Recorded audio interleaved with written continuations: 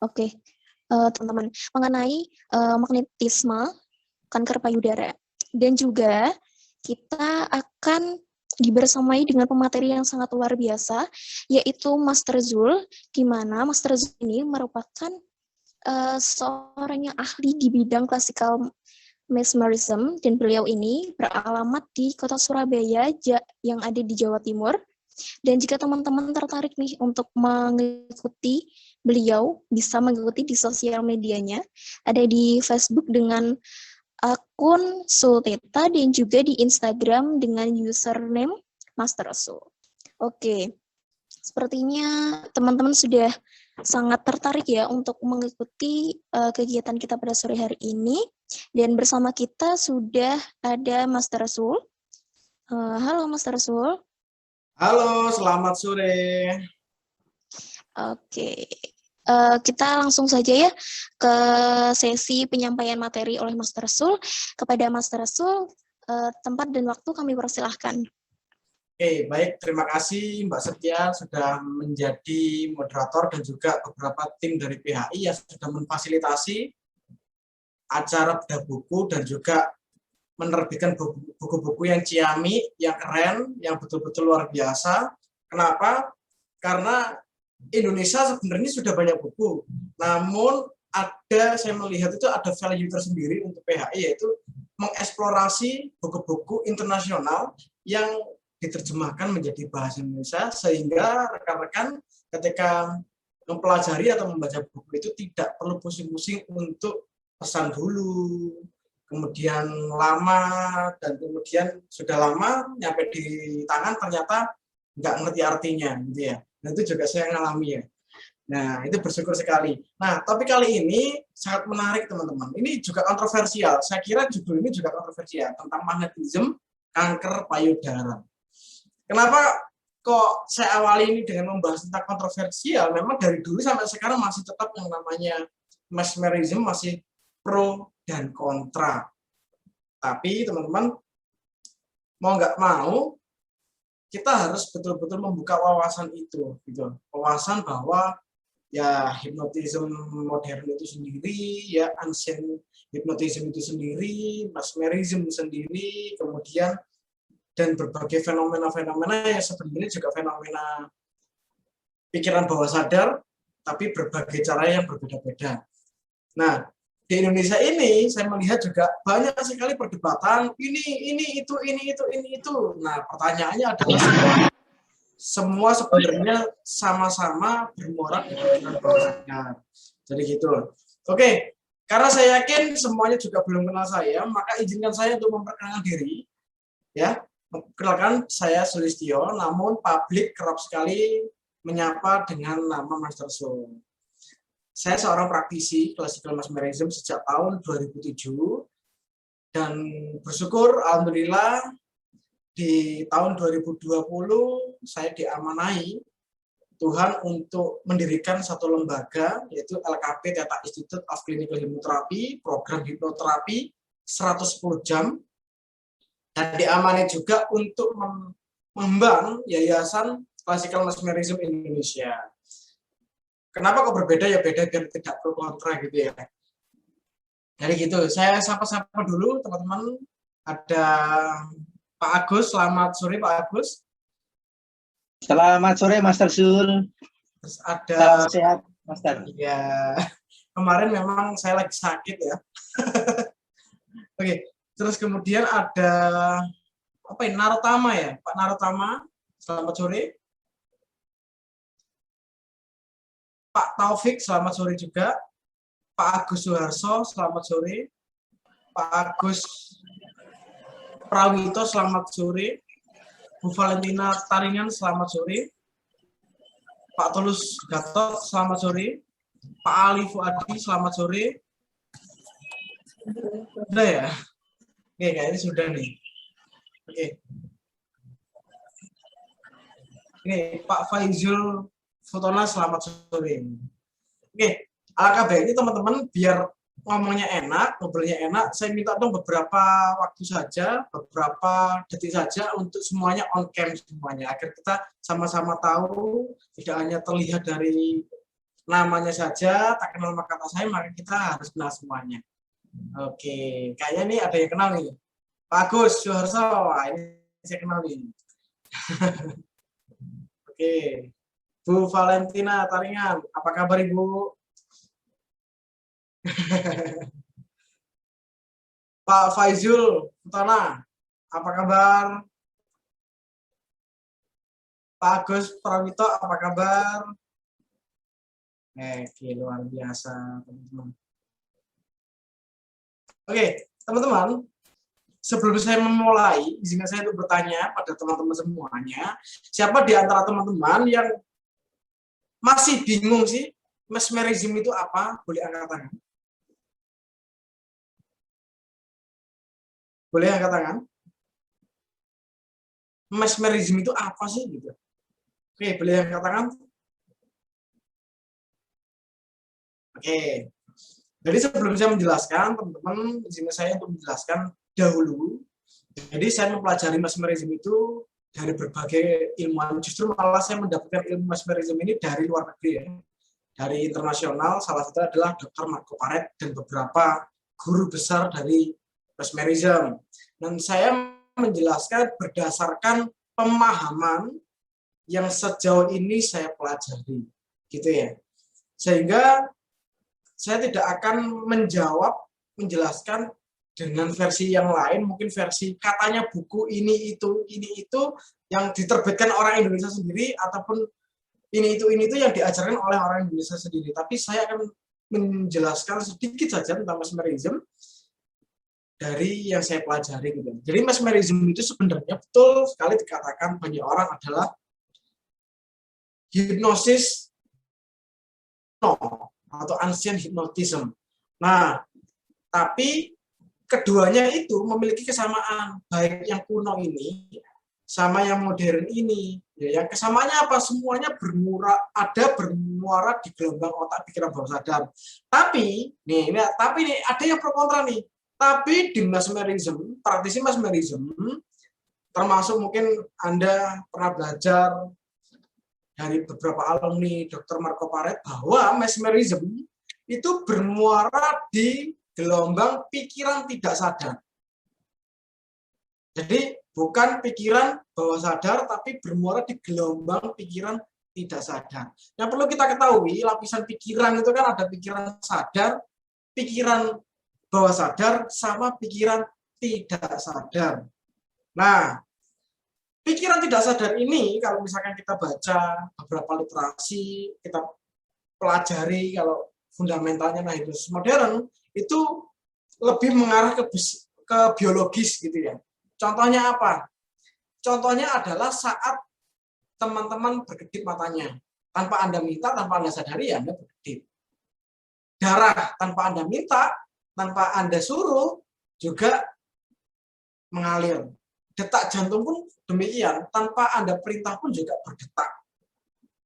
Nah, itulah yang salah satu contoh yang memang dibahas secara mendalam di mesmerism itu sendiri. Jadi mesmerism itu memang itu sebenarnya ilmiah juga, teman-teman. Jadi berbasis fisika kuantum juga. Jadi pikiran bawah sadar itu yang memang digunakan untuk melakukan proses mesmerism sendiri. Namun banyak sekali yang mengatakan itu masih pikiran bawah sadar, ya sakar mulah gitu. Karena memang ini yang kami pelajari, yang saya pelajari, memang seperti itu adanya, bukan belum belajar kemudian mereka-reka akhirnya seolah-olah fenomena mesmerism itu tumbang. Nah, itu salah besar. Seperti halnya gini, teman-teman. Ketika teman-teman melihat fenomena di televisi, hipnotis modern diginikan, tidur. Pertanyaannya adalah apakah fenomenanya, prosesnya seperti itu? Tidak juga. Hipnosis apakah seperti itu? Bisa juga iya, gitu. Tapi tidak semua fenomena seperti itu bisa disebut hipnosis, gitu. Nah, kemudian contoh meditasi. Meditasi apakah itu hipnosis? Iya, meditasi juga fenomena hipnosis. Tapi seorang praktisi meditasi yang tidak pernah belajar tentang teknologi pikiran, dia juga tidak mau disebut itu hipnosis. Ketika Anda ibadah, baik di gereja, baik di masjid seperti ini misalkan, atau seperti ini. Apakah Anda dalam kondisi trans? Iya, Anda trans, Anda dalam kondisi hipnosis. Tapi pertanyaannya, ketika Anda melontarkan ke orang itu misalkan, apakah misalkan, kamu itu hipnosis, kira-kira ada perdebatan seru nggak? Pasti ada perdebatan seru. Nah, intinya apa? Intinya adalah gini, semua hipnosis itu dalam kondisi manusia pada umumnya. Semua mengalami fenomena itu. Namun, proses tertentu dan reaksi tertentu yang dihasilkan dari fenomena hipnosis itu tidak melulu itu adalah hipnotis. Bisa mesmeris, bisa meditasi, bisa doa, bisa hipnotis, bisa hipnoterapi, dan semua mirip-mirip. Nah, ada lagi yang memang mungkin teman-teman mengalami atau melihat fenomena mesmerism itu sekarang di Indonesia terbranding adalah kumbang. Ya nggak ya? Seperti tadi, ada televisi menanyakan hipnotis jentikan jari atau lihat tangan saya dan tidur. Asumsi masyarakat luas mengenai tentang hipnotis modern sama. Akhirnya apa yang terjadi? Padahal orang mau hipnoterapi takut nggak sadarkan diri, takut ini itu. Akhirnya terframing lah masyarakat bahwa hipnotis adalah masih membahayakan, masih tabu, masih klinik dan lain-lain. Gitu.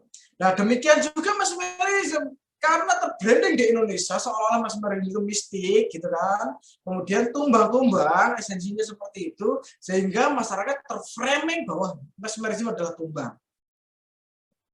Padahal enggak, mesmerism suatu kondisi yang mirip trans seperti itu, gitu loh. Cuman bermuara di pikiran tidak sadar. Saya jelaskan. Kenapa kok bisa saya katakan menggunakan pikiran tidak sadar? Oke, bentar.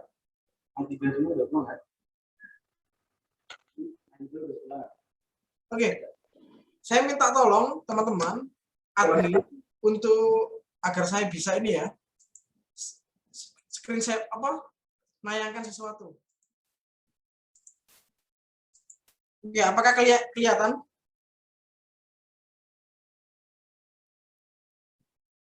Kelihatan ya? Kelihatan, Master. Lihat dulu aja. Nanti saya jelaskan.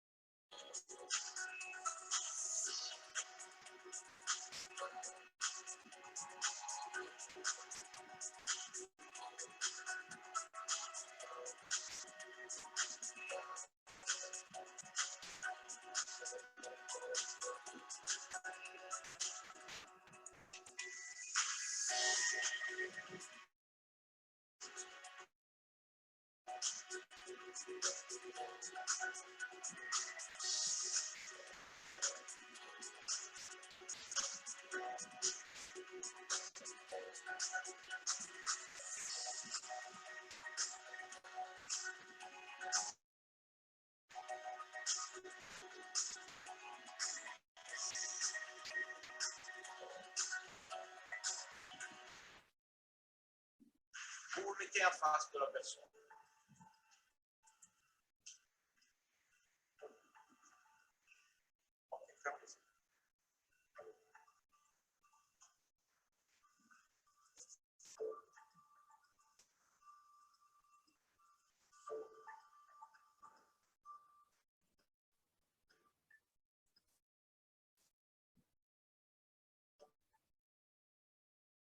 Je suis derrière toi.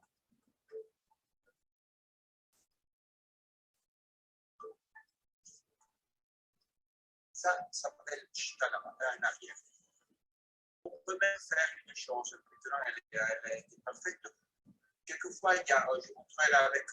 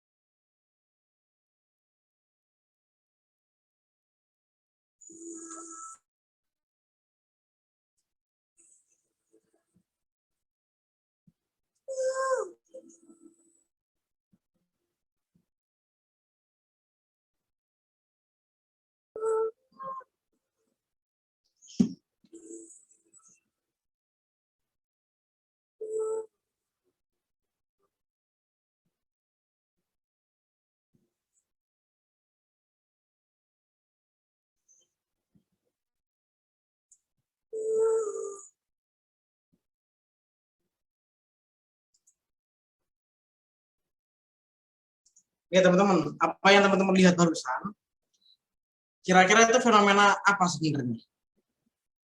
Kok bisa kayak gitu? Gimana? Ada yang bisa menjelaskan?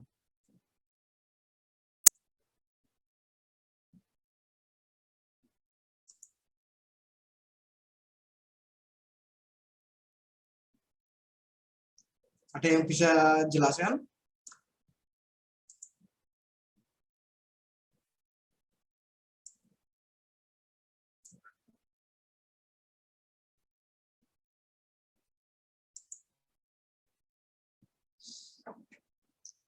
Oke, makin seru ya.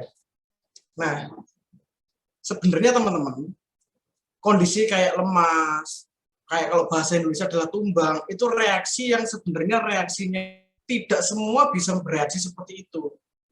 Yang perlu tadi kita perhatikan adalah cara mengakses pikiran tidak sadar. Contoh, salah satu contoh ya, tadi Anda melihat salah satu suyat atau klien, jarinya disuruh seperti ini. Oke, seiring berjalannya waktu tiba-tiba Dr. Marco Paret langsung mengalihkan satu komunikasi, baik verbal maupun non-verbal, entah melihat mata secara functionation dan lain-lain, dan tangannya tetap seperti ini. Nah, itu yang maksud pikiran tidak sadar. Atau ketika kita melakukan suatu proses induksi, misalkan oke, tatap mata, misalkan seperti ini gitu ya. Kita secara aktif nih, secara aktif kita menggerakkan tangan si suyat itu secara tidak langsung atau secara tidak sadar. Oke, kan seperti ini. Oke, seperti ini. Nah, tangan sebelah ini, misalkan ini mulai menggerakkan tangan diputar seperti ini. Oke, terus kemudian dilepas dan tangan itu tetap berputar. Nah, itulah yang disebut reaksi dari pikiran tidak sadar. Ya. Nah, Master, itu kok tumbang-tumbang seperti yang Indonesia? Ya, namanya juga iklan, ya. Tapi sebenarnya kalau teman-teman pelajari esensinya, itu ya sebenarnya nggak harus tumbang gitu loh, nggak harus tumbang. Bayangkan saja kalau misalkan 1.000 orang di healing semua itu semua tumbang, mentalnya sembuh, pinggulnya patah, kan gitu. Nah, maka teman-teman ya memang itu seperti itu, bisa dibuat seperti itu dan bisa dibuat tidak. Jadi seperti itu. Salah satu contoh lagi nih. Nanti saya akan share tentang kok bisa juga untuk kanker.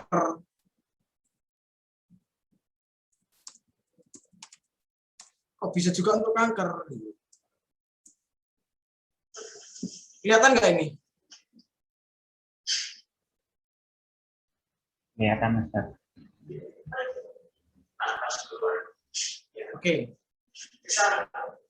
Oke. Kenapa kok ada nafas-nafas kayak gitu? Itu memang tradisi dari orang Indonesia yang seolah-olah ada nafasnya ada sebuah tenaga khusus gitu. Sehingga sebenarnya itu yang saya gunakan. Kalau teman-teman lihat, nafasnya kedengeran nggak dari situ?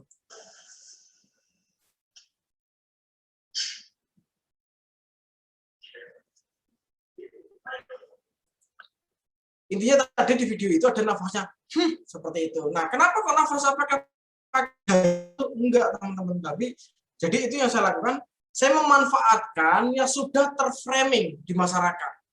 Pokoknya yang aneh-aneh ya sudah seolah-olah ada daya seperti itu, daya khusus seperti itu.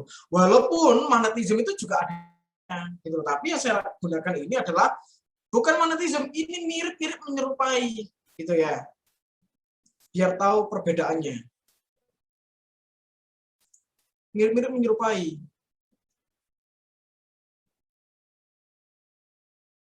Nah, saya cari lagi. Ini kelihatan nggak? Halo, kabar gembira untuk Anda. Bagi Anda yang ingin sekali, Kelihatan, Master. tapi terkendala waktu, terkendala jarak, kali ini Anda tetap bisa belajar dengan sangat efektif dengan saya Master Guru dengan menggunakan metode jarak jauh atau kelas online. Yang jelas, biaya edukasinya jauh lebih Oke. Saya jelaskan lagi. terjangkau Master, kalau tidak tumbang-tumbangan, kenapa videonya tumbang-tumbangan? muka. Oke. Nah, memang bisa dibuat tumbang-tumbangan, tapi tidak semua bisa. Gitu ya. Ini mirip-mirip hipnosis, cuma komunikasinya yang berbeda. Nah, perbedaannya adalah biasanya yang saya lihat itu orang-orang itu dalam kondisi trance duluan, kemudian dibuat fenomena yang menyerupai, seolah-olah menyerupai mesmerism. Nah, sebenarnya bisa dilihat kok, bisa dilihat. Apakah itu sudah dalam kondisi atau dalam kondisi belum? Itu sebenarnya bisa dilihat, teman-teman. Ini ada yang masuk nih, siapa nih? Natalia nih.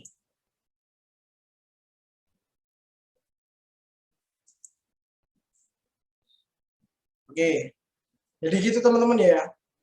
Nah, apakah mesmerism itu bisa menyembuhkan untuk keluhan-keluhan yang aneh, misalkan kanker fisik? Kalau dibilang bisa, bisa. Tapi tidak semua bisa. Gitu ya. Dibilang misalkan itu nggak bisa ya nggak bisa, karena memang tidak semua bisa. Gitu ya. Kalau teman-teman melakukan mesmerism, itu sebenarnya secara tubuh teman-teman itu menghealing dirinya sendiri. Dibiarkan sudah. Nah, perbedaan sama hipnoterapi apa? Kalau hipnoterapi harus tahu dulu keluhannya apa. Harus tahu dulu keluhannya apa, kemudian kita tindak lanjuti di terapi. Lu tahu keluhan si kliennya itu nggak perlu tahu, yang penting klien menyadari atas keluhannya sendiri. Seperti itu. Akhirnya terhealing dengan sendiri. Kalau teman-teman pernah belajar quantum healing, sebenarnya fenomenanya mirip-mirip itu. Jadi menghealing dengan sendirinya, kadang tubuhnya gerak-gerak sendiri, seperti itu. Jadi tubuhnya menghealing dirinya sendiri. Karena di sepemahaman di mesmerism, sebenarnya penyakit itu bukan musuh, tapi penyakit itu adalah satu kondisi yang memang perlu untuk diseimbangkan, seperti itu contohnya. Oke, bagi teman-teman boleh tanya-tanya sekarang, atau minta tolong moderator untuk tanya-tanya. Oke, terima kasih Mas Teguh. Ini sudah ada. Oh, belum ada ya. Untuk teman-teman yang mau bertanya, bisa bertanya lewat kolom chat dengan format nama underscore pertanyaan.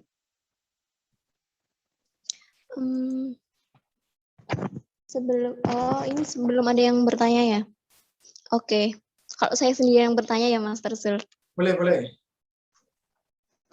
Ini mesmerism ini harus dengan persetujuan dari si klien gitu.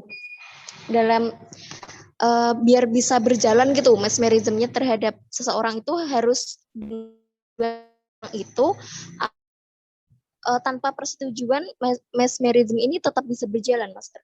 Oke, seperti fenomena hipnosis modern. Ada misalkan beberapa pemahaman tentang dari Deep Element. Harus ada persetujuan dahulu, baru kita bisa menginduction sampai kita melakukan hipnoterapi. Terus juga versi dari Ericksonian juga berbeda juga. Komunikasi adalah hipnosis. Nah, tanpa persetujuan juga bisa. Di mesmerism juga sama. Jadi ada dua aliran besar sebenarnya di mesmerism itu. Nah, ada mesmerism yang alirnya ancient sama classical. Kuno sama klasik, sama-sama kuno intinya. Tapi pemahamannya yang berbeda. Nah, kalau secara tidak langsung, itu biasanya digunakan untuk, tidak semua bisa ya, tidak semua itu bisa dilakukan untuk kebutuhan tertentu. Tapi biasanya untuk dilakukan dalam kondisi-kondisi tertentu. Misalkan, ya kan, kita melihat orang di luar ruangan, kemudian butuh bantuan, kita melihat nih, dia butuh bantuan, tapi dia tidak menyadari butuh bantuan, sehingga kita bisa lakukan itu dengan cara teknik menggunakan ancient mesmerism. Tapi kalau menggunakan yang classical mesmerism, itu butuh persetujuan. Jadi seperti itu. Nah, kalau misalkan dua aliran itu dijadikan satu, justru malah bagus, saling melengkapi. Jadi seperti itu. Jadi kalau yang ancient itu betul-betul pemahamannya lebih mengarah ke ini pakai energi loh, gitu loh. Ini energi loh, gitu loh. Tapi kalau di klasikal enggak, pemahamannya dua. Nah, ini kita menggunakan nonverbal, walaupun juga ada energi yang ditimbulkan. Jadi seperti itu. Kurang lebih seperti itu. Dan induksinya sendiri, mesmerism. Contoh, kalau hipnotis modern, itu ada aturan baku. Ada induksi-induksi yang memang sudah diciptakan. Misalkan, shock induction, hiperventilasi, menggunakan deep ilm, dan sebagainya. Kalau mesmerism itu enggak. Jadi, lebih pada ke momentum. Klien mau ngapain, ya sudah, yang penting klien bisa merasakan eksistensi itu. Atau misalnya klien membutuhkan itu. Jadi nggak harus gini. Kadang saya melihat sampai tangannya tuh gini, di orang tuh gini, ngapain sih gitu. Enggak, esensinya bukan itu loh. Esensinya ketika Anda bisa melakukan komunikasi nonverbal dan tanpa disadari orang itu. Dan itu bisa disebut pikiran tidak sadar. Anda komunikasi. Tidak langsung, tangan Anda ini jalan, bergerak, misalkan. Mengambil jam tangannya itu juga tidak sadar. Atau misalkan, kalau di NLP itu ada mirroring gitu. Itu juga diterapkan juga di mesmerism mirroring. Dia gayanya seperti apa dan kita mengikuti terus sampai dia lama-lama mengikuti gaya dengan pola yang sama tanpa kita menggunakan pola itu lagi. Dia melakukan aktivitas yang tidak disadari. Jadi seperti itu. Kurang lebih seperti itu, teman-teman. Oke, ada pertanyaan nih. Tulus Blitar. Mesmerism adalah nonverbal dan juga energi yang dipedarkan. Oke, apa ini?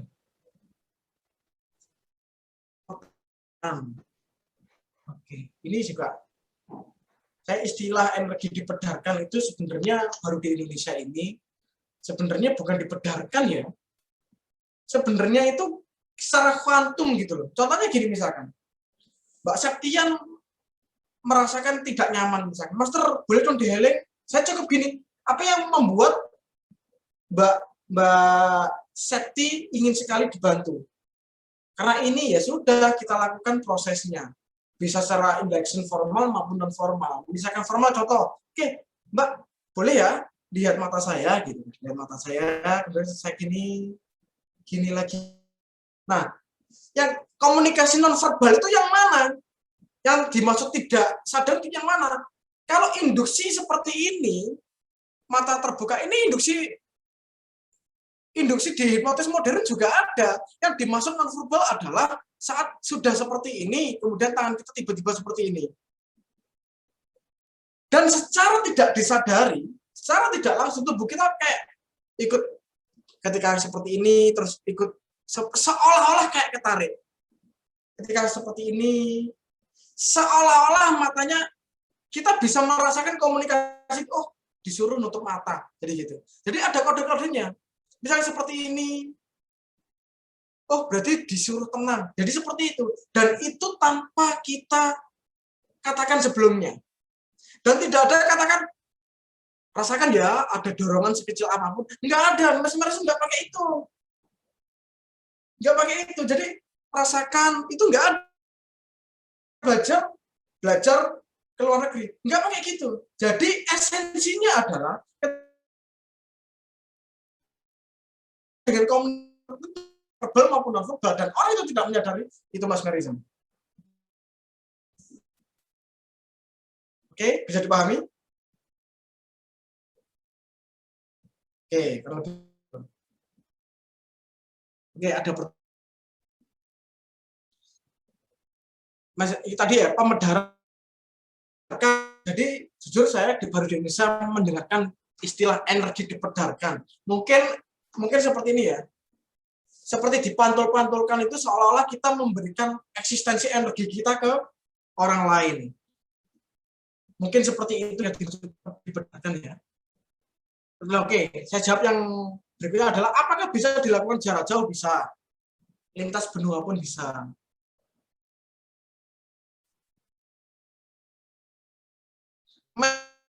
Baik jarak jauh, jarak dekat itu bisa dilakukan. Namun memang memiliki pola yang berbeda. Beda dengan modern, walaupun hanya mendengarkan saja sudah bisa dikatakan hipnoterapi, ya. Karena polanya sama, yaitu perbedaan jauh dan jarak dekat itu adalah di pola teknisnya, gitu ya, di pola teknisnya. Hipnoterapi misalkan, oh pakai X-regression, strateginya ini, oh induksinya pakai ini, enggak. Kalau mesmerism itu enggak pakai gitu-gitu loh. Enggak pakai gitu-gitu. Karena lebih ke momen diciptakan dari online maupun offline itu berbeda. Pendekatannya juga berbeda. Oke, gitu Mas Tutus ya.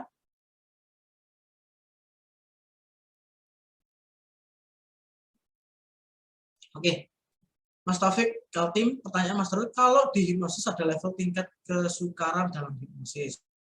Oke. Ya, sugestibilitas ini. Oke. Bagaimana dengan mesmerism?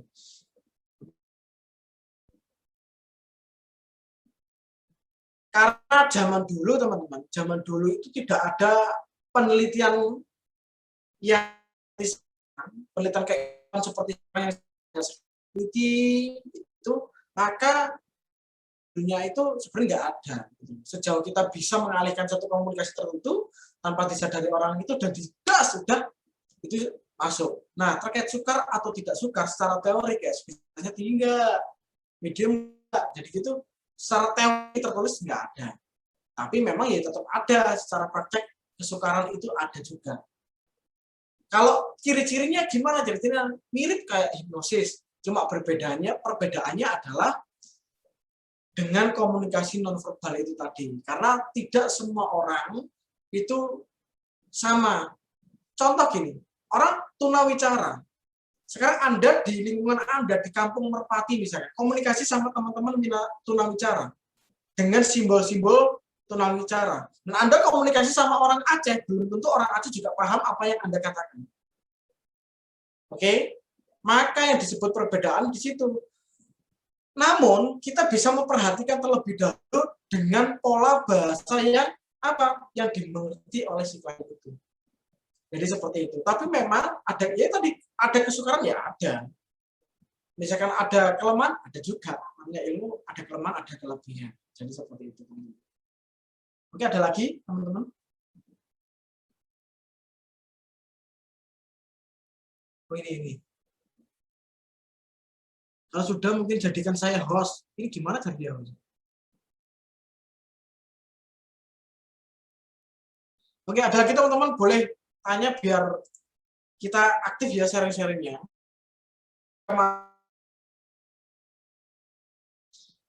Agar enak ngobrolnya. Langsung saja seperti ini.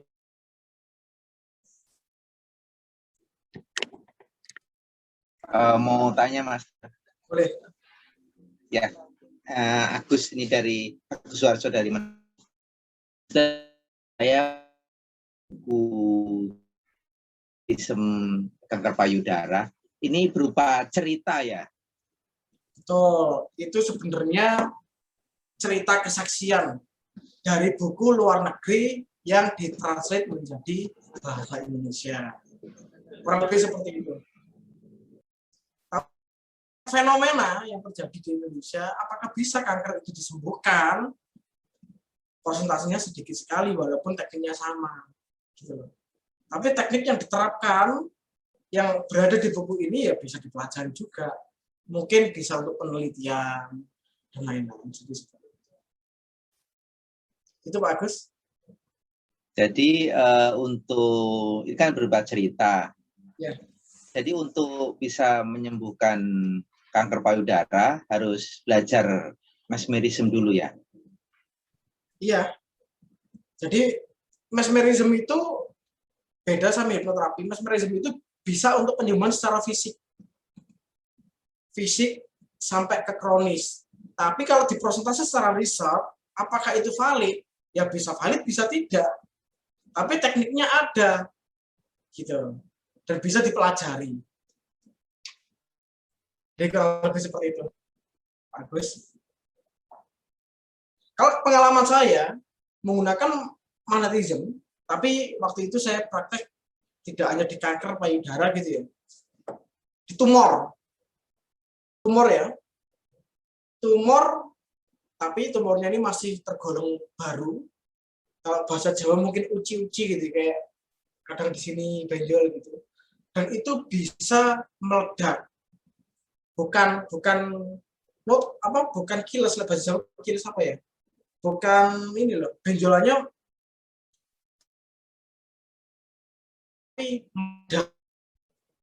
warna seperti itu. Jadi saya juga pernah praktik. Tapi apakah bisa langsung? Nggak bisa.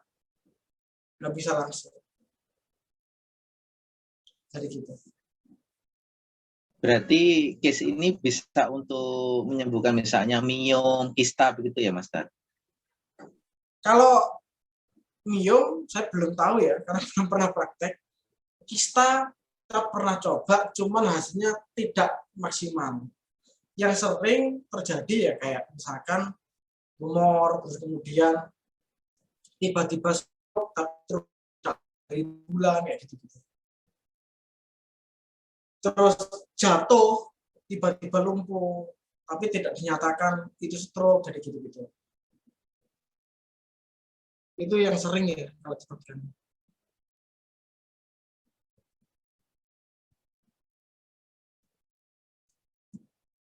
Jadi gitu. Ya, Mas. Jadi gitu Agus tadi perbedaannya. Yang dimaksud mengakses pikiran tidak sadar itu bukan berarti seperti biologi 100% enggak, tapi kita melakukan pengalihan sebenarnya, pengalihan dalam satu komunikasi. Memang kalau misalkan induksi awal ya tetap maksudnya di pikiran bawah sadar dulu, kayak induksi tatap muka pasti critical area kebuka bawah sadar. Yang dimaksud adalah saat kita melakukan aktivitas tertentu, saat dia sudah fokus sama objek tertentu dan kita melakukan aktivitas tertentu dan si klien mengikuti dengan ciri tertentu sesuai apa yang kita lakukan, maka itu sudah berhasil, barometer berhasil untuk melakukan mesmerism. Jadi bukan ini kadang dipaksa, karena esensinya adalah tumbang. Enggak, trans yang dihasilkan dari hipnosis modern sama trans mesmerik itu berbeda.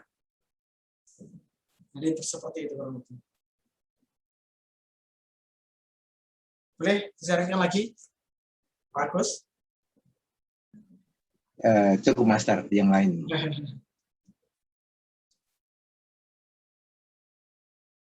Oke, ada lagi teman-teman?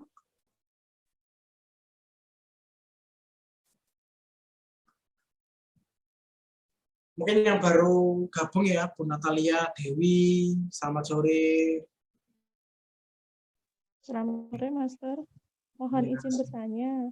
Boleh. Untuk tindakan seperti itu, untuk tersugesti betul-betul, itu biasanya berapa kali ya, Master? Kemungkinannya bagaimana? Terima kasih, itu saja, Master. Oke, saya jawab teman-teman. Oke, reaksi saya jelaskan dulu ya. Reaksi dari healing yang menggunakan mesmerism itu unik. Biar ada perbedaan aja ya. Perbedaan di hipnoterapi, misalkan kita harus ada 2 sesi, 4 sesi, itu selalu berurutan. Misalnya sesi 1 sudah memperoleh hasil seperti ini, nanti ketemu lagi sesi 2.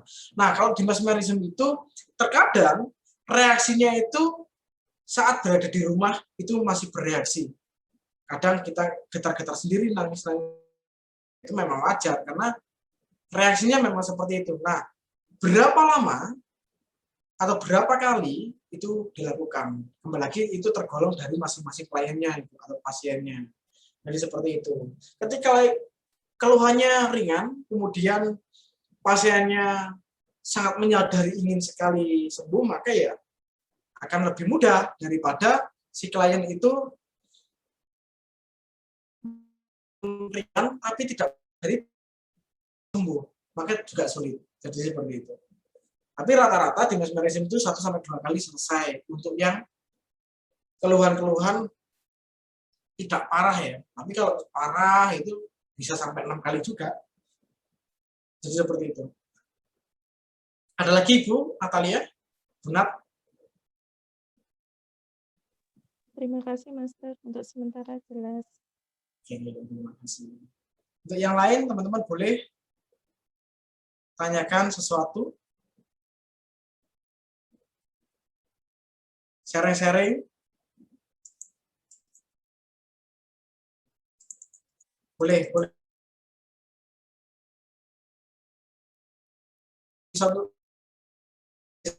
Bisa gitu.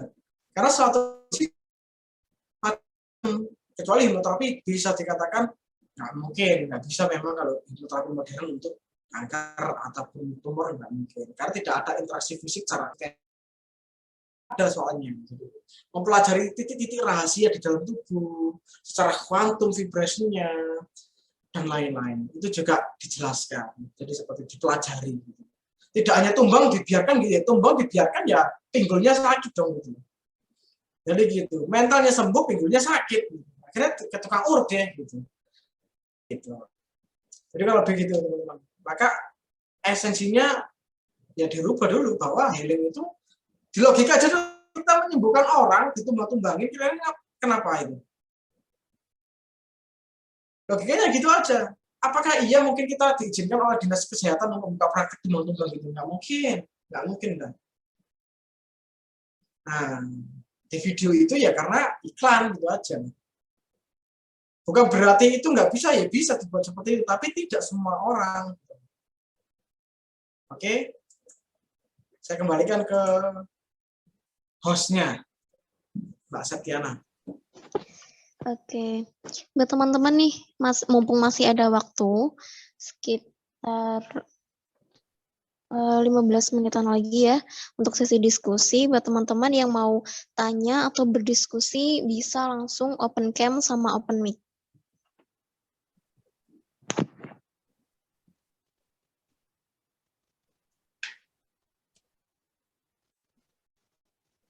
Oke. Ada yang live. Oke, boleh teman-teman boleh didiskusikan, boleh ditanyakan. mumpung bertatap muka.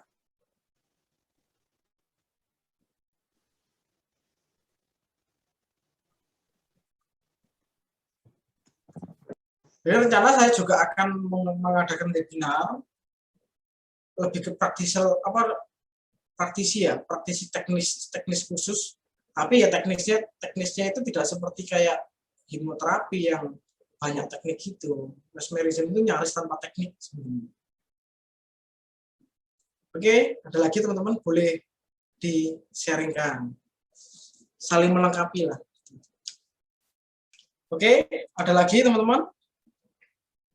Kalau misalkan tidak ada pertanyaan di sini, bisa tanya di grup nanti. Ya, share-share di grup boleh. Tanya apa saja boleh. Ya. Mungkin saya Master tanya nih. Boleh. Ya, tadi Master sudah menjelaskan bahwa sebenarnya dalam proses penyembuhan itu klien seringkali itu berpengaruh dalam arti keinginan klien. Kalau dia ingin benar-benar sembuh, maka dia akan sembuh ketika menggunakan mesmerism ini. Nah, dalam hal ini sebenarnya apa sih yang menyembuhkan dalam mesmerism, ataukah ketika dalam keadaan trance itu sendiri terjadi semacam recovery, atau memang ada sugesti yang masuk ya dalam arti otosugesti seperti itu, atau memang elemen dari seorang kliennya ini, keinginan dari klien ini yang justru menyembuhkan, atau elemen apanya sebetulnya yang paling berpengaruh besar dalam penyembuhan di mesmerism ini? Mungkin itu, Master. Terima kasih. Oke, coba saya tarik ya. Yang menyebabkan keberhasilan itu ada dua elemen. Yang pertama adalah memang kalau bicara kuantum itu adalah keseimbangan, menyeimbangkan. Oke. Mesmerism sebenarnya berbasis kuantum. Jadi keseimbangan. Sejatinya tidak ada sakit yang melelahkan, tidak ada sakit yang membuat menderita. Tapi sebenarnya itu butuh keseimbangan sebenarnya. Contoh gini, ketika Anda nggak pernah olahraga, tiba-tiba Anda melakukan olahraga, apa yang terjadi? Pasti kaget fisiknya, apalagi diforsir terlalu keras. Maka tubuh perlu keseimbangan dulu. Dengan cara kayak gimana? Ya olahraganya pelan-pelan dulu. Ya olahraganya itu terukur dulu. Sampai detak jantung ini bisa terkendali, bisa menyesuaikan, dan fisik juga bisa menyesuaikan. Demikian juga mesmerism. Saat kondisi seperti ini, nanti Anda akan melihat fenomena-fenomena yang kadang nggak disangka-sangka. Vibrasi-vibrasi yang dikeluarkan oleh tubuh. Nah, itu tuh apa? Nah, vibrasi itu sebenarnya getaran itu untuk menyeimbangkan. Tubuh menyembuhkan tubuhnya sendiri. Apakah pakai sugesti? Enggak. Itu ya yang kedua. Yang ketiga adalah apakah itu merecovery? Kalau secara mental, ya. Memang saat kondisi trance mesmeric itu secara tidak langsung merecovery mentalnya. Diperbaiki. Karena di mesmerism itu walaupun kita ngomong keluhan sakit perut, yang akan di-healing adalah semuanya. Nah, yang muncul itu nanti adalah beberapa hal yang memang perlu diseimbangkan lagi, dan seperti itu. Kalau misalkan fisik, apakah itu di-recovery? Fisik ya mungkin di-recovery. Tapi kita treatment di situ, gitu loh. Untuk apa? Menyeimbangkan. Jadi seperti itu kurang lebih. Jadi intinya adalah di dalam kuantum itu ada keseimbangan. Mesmerism itu kuantum sebenarnya. Oke, ada pertanyaan lagi. Ini saya cari video nih. Buat contoh lagi. Belum nemu. Boleh tanya lagi, Mas? Oke, siap. Mungkin satu pertanyaan lagi ya, Master. Ya. Dari saya, ini kan dulu mesmerism itu sendiri dari Franz Anton Mesmer ya, dalam arti ya seperti tadi konsep keseimbangan dan sebagainya. Nah, ini kan adanya di Eropa sana ya, di daratan Wena dulunya, kemudian di Jerman dan juga di Perancis. Sempat dilarang juga mesmerisme oleh komisi. Nah, bagaimana nih? Apakah mesmerisme yang digunakan oleh Franz Anton Mesmer dengan yang digunakan oleh para praktisi di Indonesia ini, apakah sudah mengalami adaptasi? Dalam arti mesmerisme ini diadaptasikan ke masyarakat yang homogen ya, dalam arti ya ada laki-laki, perempuan dan sebagainya. Apakah ada adaptasi lain agar bisa diterapkan di Indonesia sehingga mesmerisme ini efektif? Mungkin itu ada adaptasi apa saja, kemudian mungkin kendala-kendalanya apa saja, begitu, Master. Terima kasih. Di Indonesia ini salah satunya instruktur resmi Marco Paret adalah Mas Reza Anggara. Nah, itu tidak juga dari Eyang, Dr. Anton Franz Mesmer, murid-muridnya gitulah, kurang lebih seperti itu. Nah, kalau kemurnian dari pengembangan sesuai jalurnya ya, memang untuk saat ini kita saya juga belajar ke beliau. Oke, nah kemudian apakah yang dilakukan praktisi Indonesia itu sama dengan yang di sana? Nah, pokoknya kalau dia menjelaskan tentang pikiran tidak sadar berarti sama, itu pasti. Tapi kalau enggak berarti jelas belum pernah belajar ke yang sanatnya gitu ya. Oke, kemudian memang apakah pernah ditentang? Iya, memang ada pertentangan kala itu karena memang minimnya peneliti. Di khususnya peneliti keilmuan ini. Beda kayak peneliti teknologi banyak banget. Tapi untuk khusus keilmuan yang aneh-aneh seperti ini, fenomena seperti ini masih dikit. Sehingga waktu itu riskan sekali, banyak sekali yang terjadi perdebatan. Perdebatan A, B, C, bahkan bisa dirasakan sampai sekarang. Seperti itu. Nah, kalau adaptasi khusus di Indonesia, saya pikir Indonesia itu masih membuka lah ya, masih terbuka tentang adanya seperti ini. Indonesia suka yang aneh-aneh. Indonesia itu semakin aneh semakin laku.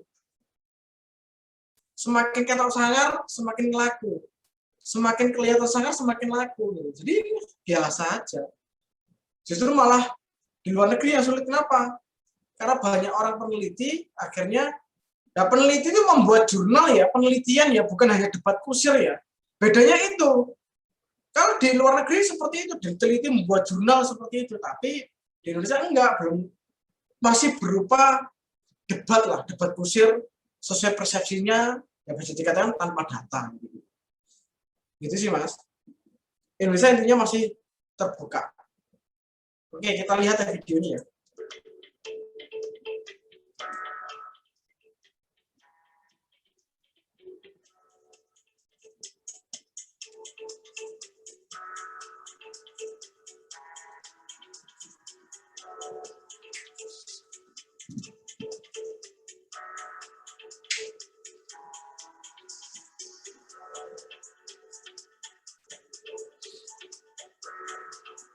Oke, Anda lihat matanya dua pihak.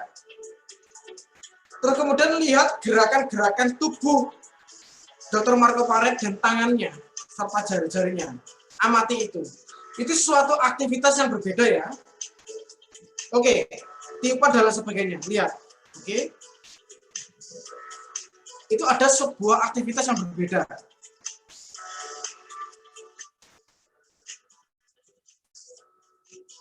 Oke, lihat sebuah interaksi ini.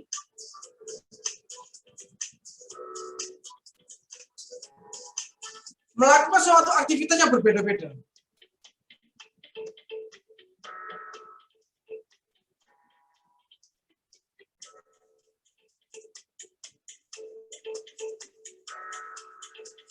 Lihat lagi, amati lagi.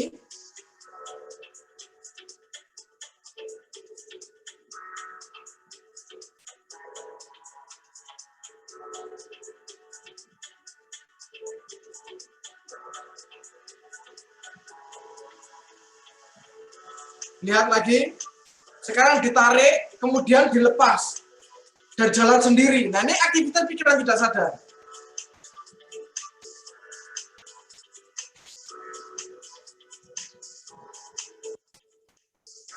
Udah mulai ngeblank.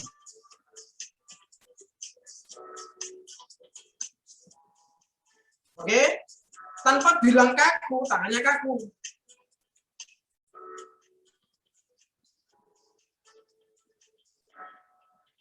Di sini ada dua aktivitas, teman-teman. Konsentrasi tatap muka ya, saling melihat mata sambil aktivitas tangan.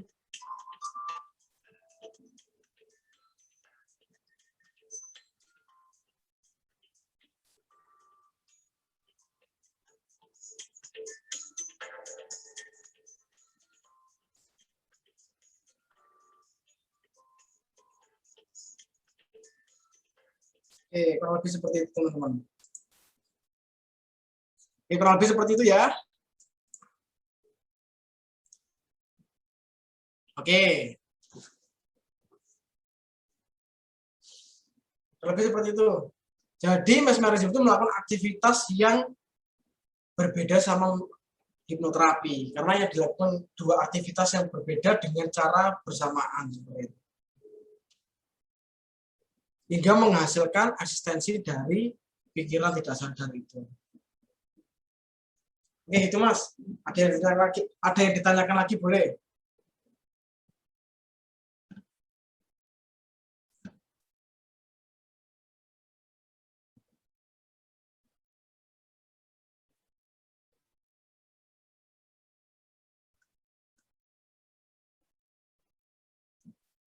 Halo?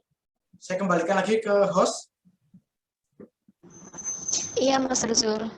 Oke, buat teman-teman nih yang mau tanya, masih ada kesempatan terakhir sebelum sesi diskusi ini berakhir. Bisa langsung diutarakan untuk open mic sama open cam. Pertanyaannya ditujukan buat Mas Rizul. Oke, yang bersedia bertanya, saya kasih kesempatan untuk satu orang. Ya, itu udah ada yang tanya tuh, Master. Dari Ihan Amri. Apa bedanya pikiran tidak sadar dan pikiran bawah sadar? Oke, pikiran itu ada 3 lapisan ya. Yang pertama pikiran sadar, conscious mind, pikiran bawah sadar, subconscious mind, dan pikiran tidak sadar, unconscious mind.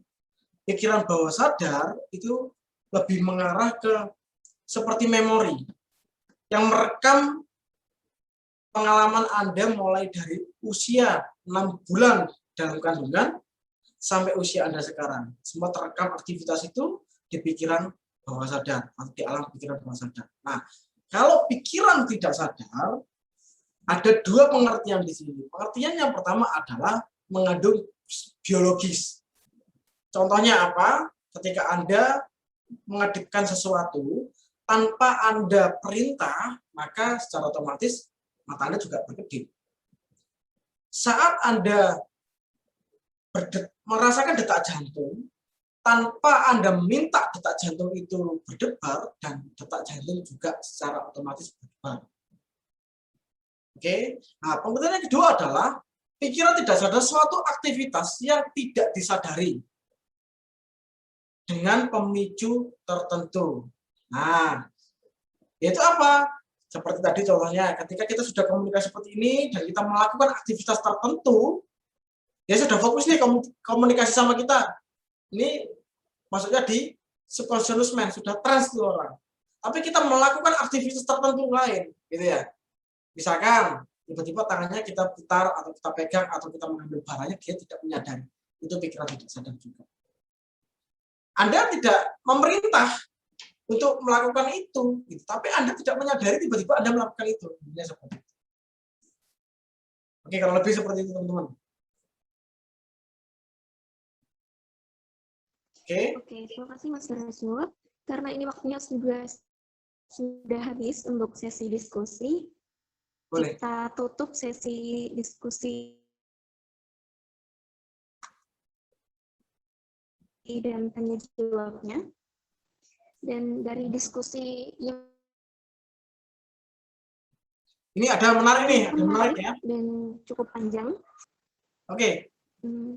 saya jawab ya ini ya. Oh ya, Dr. Marco Paret mengatakan bahwa sebelum induksi maka harus izin atau bukan izin ya, jalin konektivitas dulu dengan klien atau pasien. Ya, memang betul.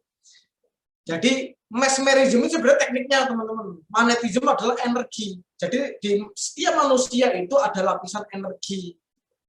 Ada lapisan energi magnetis, ada lapisan energi prana, dan lain itu lapisan. Semua makhluk hidup punya. Nah, kalau di hipnotis lagi-lagi kita harus ada pendekatan dahulu. Ngobrol ini itu, tanya ini itu. Nah, kalau di mesmerism itu memang ada jalinan yang namanya jalinan konektivitas, connectivity, ya, dengan menggunakan nonverbal komunikasi dengan teknik tertentu. Memang seperti itu. Nah, kemudian